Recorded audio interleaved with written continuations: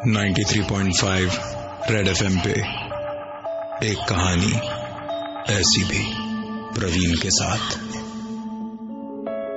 मालिनी और शेखर की शादी को तकरीबन 2 साल हो गए थे। शेखर की लाइफ इतनी बिजी थी कि वो चाहकर भी मालिनी को टाइम नहीं दे पाता था। पर इस बात का मलाल मालिनी को जरा भी नहीं था, क्योंकि वो शेखर को अच्छी तरह से जानती थी और ये दोनों की लव मैरिज भी थी। दोनों बैंगलोर के एयरपोर्ट रोड के नजदीक अपने मकान में रहते थे। रोज की तरह लंच खत्म करके शेखर ने मालिनी को फोन किया। फोन रखने के करीबन 20-25 सेकंड बाद ही किचन में काम कर रही मालिनी को एक आवाज सुनाई दी, मानो जैसे कोई ऊपर वाले कमरे में दौड़ रहा हो। यह आवाज सुनकर मालिनी चौंक चुकी थी। वो दौड़ते हुए कमरे में गई कि कहीं कोई चोर वोर तो नहीं है। कमरे में कोई नहीं था। यह देखकर मालिनी की सांस में सांस आई और उसने कमरे की खिड़की बंद की। और जैसे ही वो पलटी, उसने अपने कमरे में एक प्लास्टिक की गेंद देखी, जो आज तक उसने अपने घर में कभी नहीं देखी थी। इस बात को ज्यादा तवज्जो ना देते हुए मालिनी ने हल्का फुल्का दोपहर में खाना खाया और उसके बाद दोपहर की नींद लेने के लिए चली गई। उसे सोए हुए कुछ ही वक्त हुआ था कि उसकी नींद एक आवाज से टूटी। यह आवाज टीवी रूम से आ रही थी। मालिनी को अच्छी तरह से याद था कि दोपहर का लंच करने के बाद उसने टीवी का स्विच ऑफ कर दिया था। दोपहर की आधी नींद से वो उठी और सीढ़ियों के रास्ते जब वो टीवी रूम की ओर जा रही थी तो यही सोचती जा रही थी कि टीवी ऑन हुआ तो कैसे, क्योंकि उसने तो टीवी बंद किया था। टीवी का वॉल्यूम देखा तो पूरा फुल था। जैसे ही उसने टीवी का स्विच दबाकर उसे बंद करने के लिए अपने हाथ आगे बढ़ाए कि उसके कानों में एक आवाज टकराई, टीवी चलने दो, बंद मत करो। 93.5 रेड एफएम पे एक कहानी ऐसी भी, प्रवीण के साथ। मालिनी की दोपहर की नींद अचानक टीवी की तेज आवाज से टूटी। उसने जाकर देखा तो टीवी चल रही थी। जैसे उसने टीवी को स्विच ऑफ करने के लिए हाथ बढ़ाया, तभी आवाज आई, टीवी चलने दो, बंद मत करो। डरी हुई मालिनी घर के बाहर भागी और सीधा उसने शेखर को फोन लगाया। शेखर सारा काम धाम छोड़कर भागा भागा घर आया और डरी हुई सी मालिनी को अपने साथ घर के अंदर ले गया। घर के अंदर सब नॉर्मल था। उसने मालिनी को कहा, तुम बेकार में डर रही थी। तुम अगर मुझ जैसे भूत को हैंडल कर सकती हो तो फिर उससे डरने की क्या जरूरत जो तुम्हें दिखाई ही नहीं दे रहा। देर रात तक बातें करने के बाद शेखर और मालिनी सोने चले गए। रात करीबन 3 बजे मालिनी की नींद एक आवाज से टूटी। आवाज सुनकर ऐसा लग रहा था मानो कोई उनके दरवाजे पे प्लास्टिक की बॉल मार मार कर खेल रहा हो। मालिनी ने शेखर को नींद से उठाया और कहा कि क्या तुम वो आवाज सुन पा रहे हो? रात 3 बजे मालिनी के मुंह से ऐसी बातें सुनकर थोड़ा झल्लाते हुए शेखर ने कहा, मालिनी बस करो यार, बहुत हो गया। मैंने पहले ही कहा तुमसे कि भूत भूत कुछ नहीं होते हैं। तुम सो जाओ, तुम्हें नींद की जरूरत है। मालिनी सोने की कोशिश करने लगी और साथ ही शेखर भी। सुबह 6 बजे शेखर की नींद टूटी क्योंकि उसे प्यास लगी थी। सीढ़ियों से होता हुआ शेखर फ्रिज के पास गया। फ्रिज से पानी की बोतल निकालकर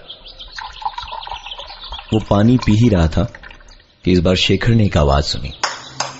फ्रिज की लाइट की रोशनी में उसने देखा कि प्लास्टिक की एक बॉल उसके पांव के पास पड़ी है। शेखर ने वो बॉल उठाई और दाएं बाएं देख रहा था कि तभी उसके कानों में एक आवाज आई,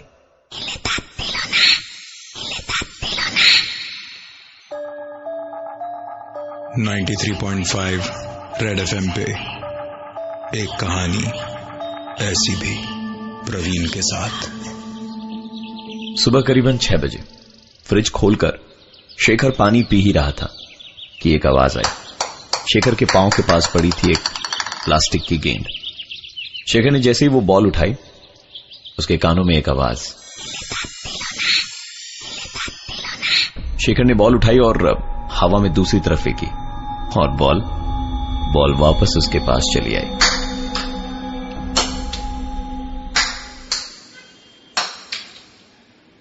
थोड़ी देर बाद मालिनी बेडरूम से बाहर आई और बोली, शेखर ये क्या कर रहे हो?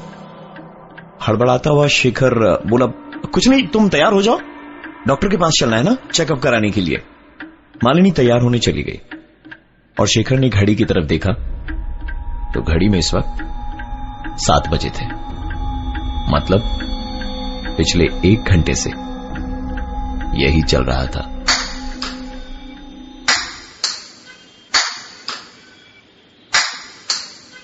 रूटीन चेकअप कराने गए तो पता चला कि मालिनी मां बनने वाली है। इस खुशी में सारी बातें भुलाकर वो घर लौटते वक्त बाजार से खिलौने, कपड़े, पालना, बहुत सारी चीजें खरीद कर ले आए। आज का सारा दिन खिलौनों को सजाने और चीजों को इधर उधर करने में ही निकल गया। मालिनी काफी थकी हुई थी, इसलिए उस रात उसे बहुत ही सुकून की नींद आई। अगले दिन सुबह शेखर ने भी उसे जगाया नहीं, खुद ही ब्रेकफास्ट बनाया और घर से निकल गया काम के लिए। मालिनी तकरीबन 9 बजे सुबह सोकर उठी।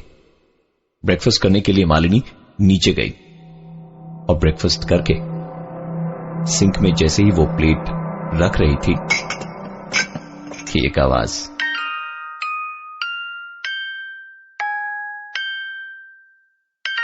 मालिनी ने उस खिलौने को उठाया और उसकी चाबी बंद कर ली। खिलौने को किनारे रखकर मालिनी ने ऊपर वाले कमरे में जाने के लिए जैसे ही पहली सीढ़ी पर कदम रखा, ऊपर से एक बॉल गिरते हुए नीचे आया।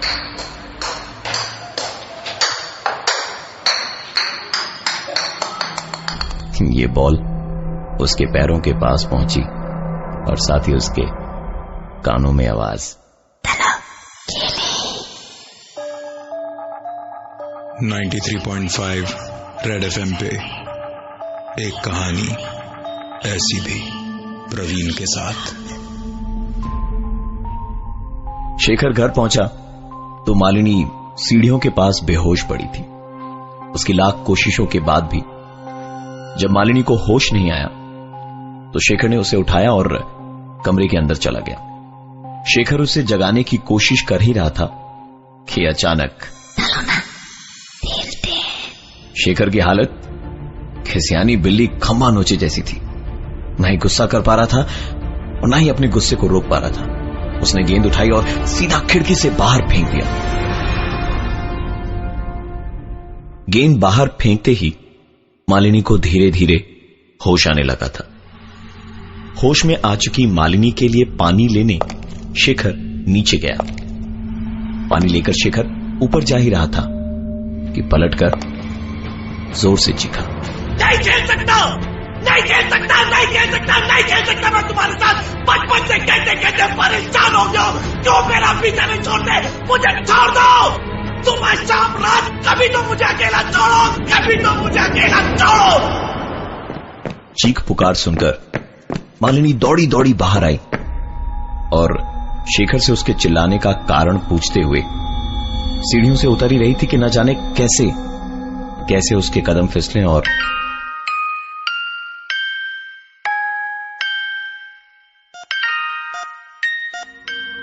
मालिनी की आंख खुली तो वो अस्पताल में थी। सामने था एक बुरा सच कि मालिनी के मां बनने का सपना टूट चुका था। मालिनी को अपने सारे सवालों के जवाब मिल गए थे कि क्यों और किस पर शेखर उस दिन चिल्लाकर कह रहा था, नहीं खेल सकता, नहीं खेल सकता, नहीं खेल सकता। मैं तुम्हारे साथ बचपन से कहते कहते परेशान हो गया। क्यों मेरा पीछा नहीं छोड़ते? मुझे छोड़ दो। सुबह शाम रात कभी तो मुझे अकेला छोड़ो। दरअसल शेखर का एक छोटा भाई भी था जिसकी मौत तब हुई जब वो सिर्फ 3 साल का था। प्लास्टिक की गेंद से खेलते खेलते उसके पैर छत पे फिसले और वो सीधा नीचे जा गिरा। शेखर को उसका ये भाई बहुत दिनों तक दिखाई दिया। शेखर ने इसका जिक्र अपने घर वालों से, अपने दोस्तों से किया तो लोग उसे इसका पागलपन या वहम कहते, और कई बार तो डॉक्टर्स भी दिखाया, लेकिन शेखर की इस परेशानी का हल उसे नहीं मिला। आगे चलकर शेखर इन सब चीजों का आदी हो गया, और क्योंकि शेखर के उस छोटे भाई ने कभी भी शेखर को नुकसान नहीं पहुंचाया था, इसलिए उसने इसका जिक्र लोगों के सामने करना बंद कर दिया।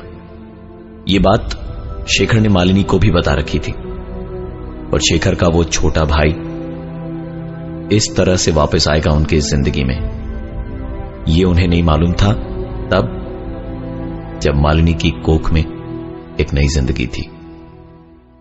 आज इस बात को करीबन 2 साल हो चुके हैं।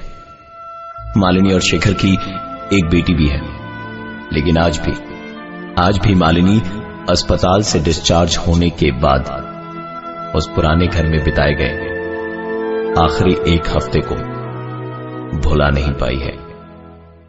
उस घर में बिताए आखिरी 1 हफ्ते की सिर्फ एक ही बात मालिनी को आज तक याद है, और वो थी, भाभी, ओ भाभी, इस घर में सबसे छोटा मैं हूं, मुझसे छोटा कोई नहीं आएगा। मैं हूं प्रवीण, और ये थी आज की एक कहानी ऐसी भी। आप मेरे साथ खेलो ना।